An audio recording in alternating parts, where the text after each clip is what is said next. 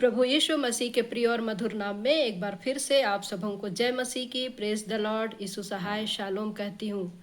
हम लोग अध्ययन कर रहे हैं श्रेष्ठ गीत की पुस्तक का, और आशा करती हूँ कि आप सब भी मेरे साथ धीरे धीरे करके पद बाई पद पढ़ रहे हैं और आत्मिक ज्ञान को प्राप्त कर रहे हैं। श्रेष्ठ गीत की पुस्तक एक ऐसी पुस्तक है जिसको ऑनलाइन या फिर शायद ही कोई इस पुस्तक को स्टडी कराता है। तो मेरे प्रिय, जब आप मेरे साथ में पढ़ रहे हैं तो बड़ी ध्यान से सीखें, समझदारी के साथ में सीखें और आत्मिक उन्नति को प्राप्त करें। हम लोगों ने दूसरा अध्याय को कंप्लीट कर लिया है, और दूसरा अध्याय का दूसरे अध्याय में दूसरा गीत है, और तीसरे अध्याय का जो आज हम लोग सीख रहे हैं, ये दूसरा गीत को आज हम लोग कंप्लीट करेंगे। पिछले अध्याय में, पिछले क्लास में हमने सीखा था जो छोटी लोमड़ियाँ है जो दाग की बारियों को नष्ट कर देती है, बिगाड़ देती है, उनसे हमको सावधान रहना है। और क्योंकि हमारे दाग की बारियों में फूल लगे हैं, अर्थात हम आत्मिक जीवन में आगे बढ़ रहे हैं, तो हमको छोटी छोटी बातों का भी ख्याल रखना है ताकि हम पवित्रता को बनाए रख सके। तो हम लोगों ने यहाँ 17 पद तक पूरा हम लोगों ने सीखा था। आज हम तीसरा अध्याय को देखेंगे। क्या कहता है वचन, देखिए। रात के समय मैं अपने पलंग पर अपने प्राण प्रिय को ढूंढती रही। मैं उसे ढूंढती तो रही परंतु उसे ना पाया। मैंने कहा, मैं अब उठकर नगर में और सड़कों और चौकों में घूमकर अपने प्राण प्रिय को ढूंढूंगी। मैं उसे ढूंढती तो रही परंतु उसे ना पाया। तो यहाँ पर हमको बहुत ही अद्भुत वचन हमको यहाँ पर मिल रहा है। ये प्रभु से कलीसिया कह रही है, वधू कह रही है, अर्थात एक विश्वासी कह रही है, और ये हमारे और आपके जीवन की सच्चाई है मेरे प्रियो। जब हम प्रभु को ग्रहण आज हम लोग कर लिए हैं, लेकिन जब हम प्रभु को ग्रहण नहीं किए थे, मैं प्रभु को ढूंढना चाहती थी, मैं प्रभु को पाना चाहती थी, लेकिन मैंने उसे नहीं पाया। लेकिन जब हमने प्रभु यीशु मसीह को अंगीकार किया, जब हमने प्रभु यीशु मसीह पर विश्वास किया, उसके पहले हम परमेश्वर को कहाँ कहाँ नहीं ढूंढ रहे थे। नदी में, नाले में, तालाब में, पर्वत में, जगह जगह ना जाने के, पेड़ के नीचे, पेड़ के ऊपर, पता नहीं कहाँ कहाँ हम ढूंढ रहे थे, किंतु हमने नहीं पाया।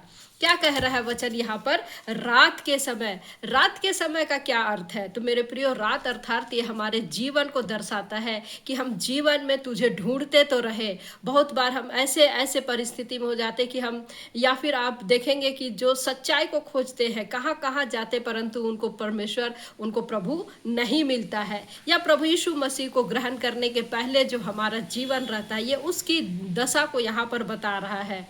यह इस चीज को दिखा रहा है कि मैं परमेश्वर को ढूंढती तो रही, मैं परमेश्वर को खोजती तो रही, लेकिन मैंने नहीं पाया, मैंने नहीं पाया।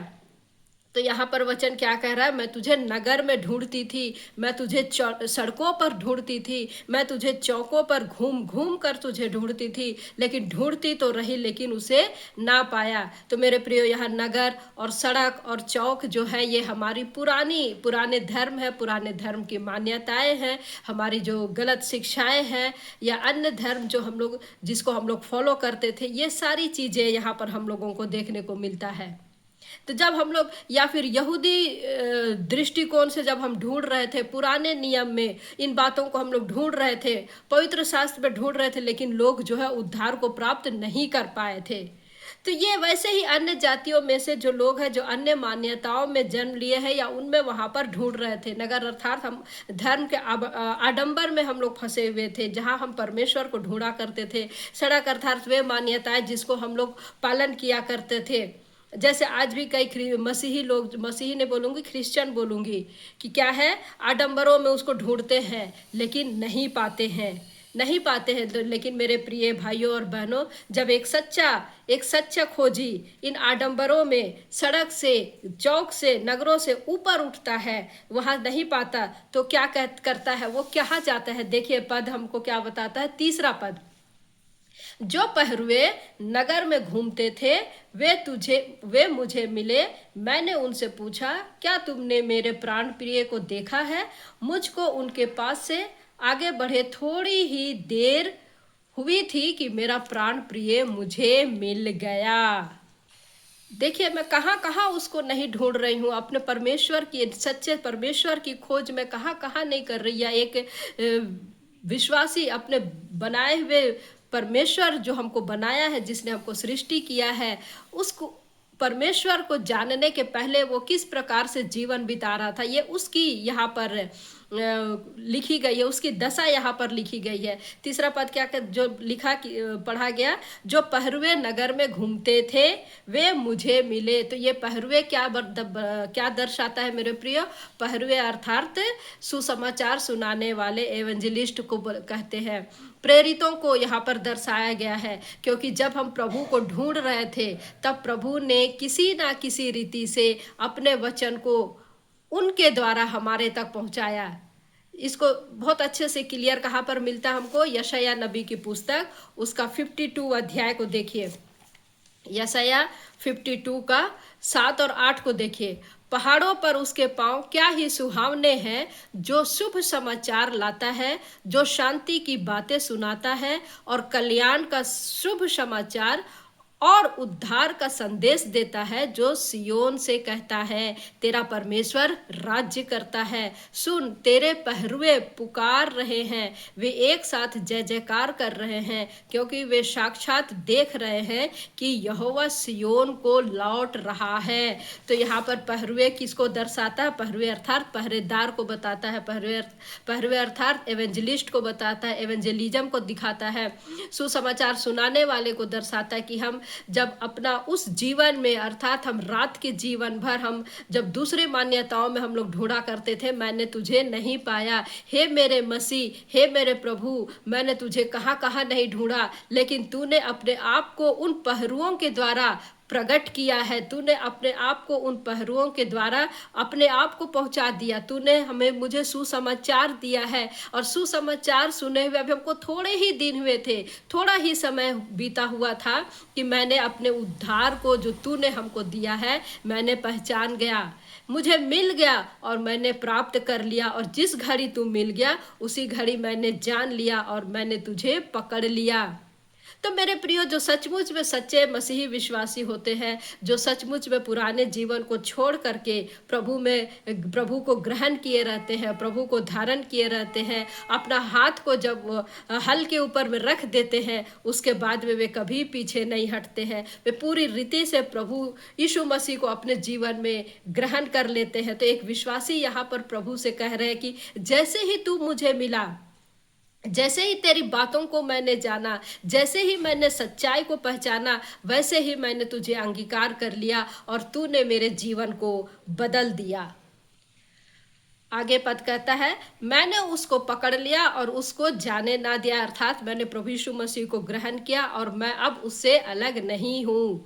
अब आगे पद क्या कहता है? जब तक कि मैं उसे अपनी माता के घर, अर्थात अपनी जननी की कोठरी में ना ले आई। तो मेरे प्रियो, इसका क्या मतलब है? माता का घर और जननी की कोठरी का क्या अर्थ है? तो देखिए, यशायाह नबी की पुस्तक, उसका 24 अध्याय को देखिए। यशायाह नबी की पुस्तक, उसका 24 अध्याय पद 67 को हम लोग देखेंगे। माफ कीजिएगा, उत्पत्ति की पुस्तक उसका 24 अध्याय उसका 66 क्या कहता है? तब इसहाक रिबका को अपनी माता सारा के तंबू में ले आया और उसको ब्याह कर उससे प्रेम किया। इस प्रकार इसहाक को माता की मृत्यु के पश्चात शांति प्राप्त हुई। तो यहाँ पर हमको वचन बता रहा है कि माता का घर और जननी की कोठरी, अर्थात जो वर और वधू जो हुआ करते थे, बेटा जो है अपनी माता की कोठरी में या उसके माता के शयन कक्ष में अपनी वधू को लेकर के जाता था। वहाँ उन लोग का मिलन होता था, वहाँ सेक्स होता था, जिससे कि वहाँ जो उनके माता पिता हुआ करते थे, उनको शांति हुआ करती थी अपने बेटे के जीवन को देख करके। तो एक रीत है, जो वहाँ उस समय में होती थी। तो उसी रीत को यहाँ पर दिखाया जा रहा है कि जब तक मैंने तुझसे पूर्ण मिलन नहीं कर लिया, या जब तक मैंने तुझे अपने जीवन में पूरी तरह से ग्रहण नहीं कर लिया, मैंने तुझे जाने नहीं दिया। अर्थात मेरे प्रियो, मैंने अपने जीवन भर का संबंध प्रभु तेरे साथ कायम कर लिया।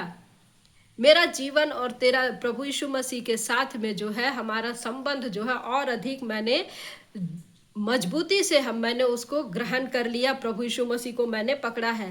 तो एक सच्चा विश्वासी यहाँ पर क्या कह रहा है कि वो मेरा प्रेमी है, मैं उसका शब्द को जानती हूँ, मैं उसे ढूंढा करती हूँ, लेकिन जब मैंने उसको पा लिया, जब मैंने उसको चख लिया, मैंने जान लिया कि अब प्रभु मेरे साथ है, तो मैं उसको जाने नहीं दूंगी और मैं अपने जीवन भर उसको अपने हृदय में ग्रहण किए रहूंगी, मैं उसको पकड़े रहूंगी और मैं अपने उद्धार को थामे रहूंगी। तो यहाँ पर वचन हमको ये बता रहा है। आगे हम लोग देखते हैं पद में, जिसको कि हम लोगों ने श्रेष्ठ गीत दूसरा अध्याय उसका 7वें पद में भी देखा था और तीसरा अध्याय के 5वें पद में भी वही पद हमको मिलता है। क्या लिखा है? हे यरूशलेम की पुत्रियों, मैं तुमसे चिकारियों और मैदान की हरेड़ियों की शपथ धराकर कहती हूँ कि जब तक प्रेम आप से ना उठे तब तक उसको ना उकसाओ ना जगाओ। तो यहाँ पर हम लोगों ने पिछले अध्ययन में भी हमने इसका अर्थ को बता दिया था कि इसका अर्थ है कि जब तक कि हमारे या तुम्हारे अंदर में प्रभु यीशु मसीह का सच्चा प्रेम नहीं उमरता है, सच्ची खोज नहीं रहता है, जब तक कि हमारे अंदर प्रभु यीशु मसीह को पूर्ण रूप से हम ग्रहण नहीं कर लेते हैं, तब तक हमको कोई लाभ नहीं है। आज हम लोग जो जिस स्थिति से देखते हैं कि लोग लालच के नाम से हमको कुछ मिलेगा, धन संपत्ति वैभव, ये बच्चों की शादी, बच्चों की पढ़ाई, या हमको कुछ मिलेगा संसारिक भौतिक वस्तु, इसकी चाह रख करके प्रचार भी करते हैं और प्रचार वैसे लोगों की सुनते भी हैं। तो ऐसे लोगों को कोई लाभ नहीं है। तो जो सच्चे सेवक, जो सच्चे खोजी होते हैं, जिनको सच्चाई में मिलन की चाह है, जिनको सच में मिलन की चाह है, वे अपने आप को प्रभु के ग्रहण योग्य बनाते हैं। और यही है मिलन की चाह, यही है चाहत मिलन की। जो दूसरा गीत है, तो मेरे प्रिय, एक मसीही विश्वासी में या एक मसीही विश्वासी में अपने प्रभु की मिलन की चाह होनी चाहिए। आप में और मुझ में प्रभु यीशु मसीह के साथ में मिलन की चाह होनी चाहिए, क्योंकि प्रभु यीशु मसीह में तो बहुत ज़्यादा मिलन की चाह है। वो मिलना चाहता है। हम लोग पिछले अध्याय में क्या पढ़ रहे थे कि वो दीवार को के पीछे खड़ा है, वो खिड़कियों से ताक रहा है, वो झंझरी में से देख रहा है, वो झांक रहा है, द्वार पर खड़े हुए वो खटखटा रहा है। उसके अंदर में मिलन की चाह है। लेकिन क्या हमारे अंदर में मिलन की चाह है? यदि नहीं है मिलन की चाह, तो फिर हम प्रभु यीशु मसीह को अब तक नहीं पहचाने हैं, ना ही हम प्रभु यीशु मसीह को ग्रहण किए हुए हैं। इसलिए वचन यहाँ पर क्या कह रहा है कि जब तक प्रेम आप से ना उठे तब तक उसको ना उकसाओ ना जगाओ। तो हमारे अंदर भी वो चाहत होनी चाहिए, क्योंकि यहाँ पर जो दुल्हन है वो कहती है कि प्रभु मेरी चाहत है, मैं चाहती हूँ कि मैं तेरे पास आऊँ और तू मेरे पास में आए, ताकि हम दोनों का मिलन हो सके। मैं भी तेरे पास में आऊँ और तू भी मेरे पास में आए, ताकि हम दोनों का मिलन हो सके।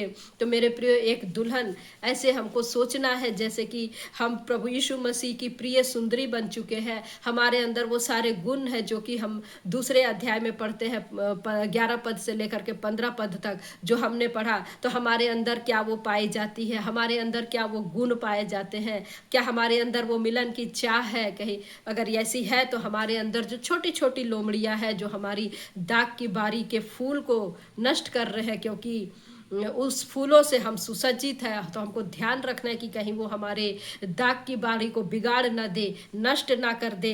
और हमारा प्रेमी जब आए तो मेरे प्रियो, जब तक के दिन ठंडा ना हो जाए और छाया लंबी होते होते मिट ना जाए, तब तक हम अपने उद्धार को थामे रहें। हम अपने अपने उद्धार के कार्य को पूरा करते जाएं और हम अपने जीवन में धीरज के साथ में अपने अपने कार्य को करते जाए। जैसे प्रभु ने कहा है कि अंत तक धीरज धरना, जो अंत तक धीरज धरे रहेगा उसी का उद्धार होगा।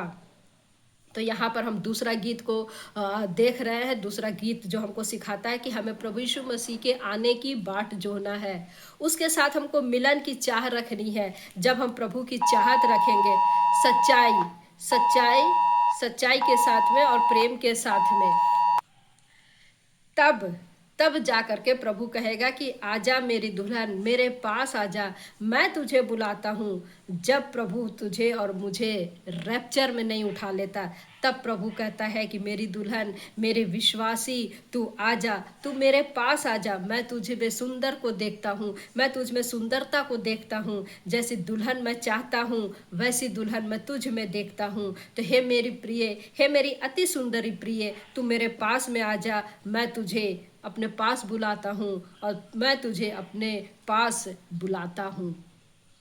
तो है ना कितना अच्छा परमेश्वर प्रभु यीशु मसीह की मिलन की चाह, एक प्रभु यीशु मसीह की कलीसिया के प्रति जो चाह है, जो तड़प है, हमारा भी वैसा होना है। तब हम दोनों का मिलन होगा और रैप्चर में जब हम उठाए जाएंगे दोनों एक साथ होंगे, प्रभु यीशु मसीह के साथ संगति करेंगे। तब तक ये प्रभु में बने रहें, बाइबल स्टडी करते रहें। हमारा दूसरा गीत खत्म हो गया है, तीसरा गीत हम लोग अगले वीडियो में देखेंगे, अध्याय 3 का 6वां पद से।